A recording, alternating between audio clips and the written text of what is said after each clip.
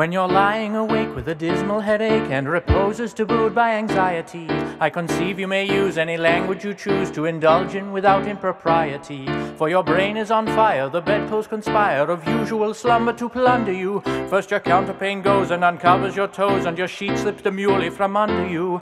Then the blanketing tickles, you feel like mixed pickles, so terribly sharp is the pricking.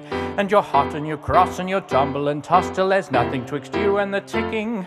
Then the bedclothes all creep to the ground in a heap, and you pick them all up in a tangle. Next your pillow resigns and politely declines to remain at its usual angle. Well, you get some repose in the form of a doze, with hot eyeballs and head ever aching.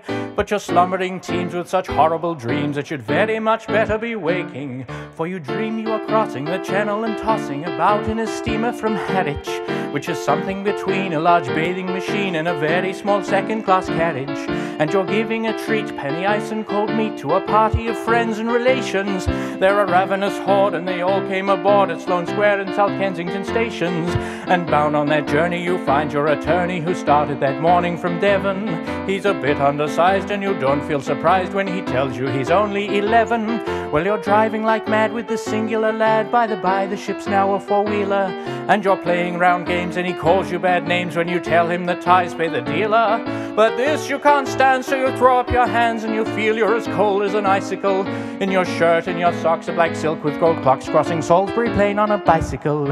And he and the crew are on bicycles too, which they've somehow or other invested in. And he's telling the tars all the particulars of a company he's interested in.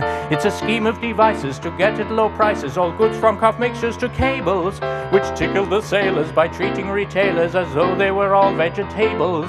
First get a good spaceman to plant a small tradesman. First take off his boots with a boot tree. Then his legs will take root and his fingers will shoot, and they'll blossom and bud like a fruit tree. From the greengrocer tree you get grape and green pea, cauliflower, pineapple and cranberries, while the pastry cook plant cherry brandy will grant apple puffs and three corners and banberries. Well, the shares are a penny and ever so many are taken by Rothschild and Baring, and just as a few are allotted to you, you awake with a shudder despairing. Regular wreck with a crick in your neck, and no wonder you snore, for your head's on the floor and you've needles and pins from your soles to your shins, and your flesh is a creep, for your left leg's asleep and you've cramp in your toes and some fluff in your nose and you're fluffing your lung and a feverish tongue and a thirst that's intense in a general sense that you haven't been sleeping in clover.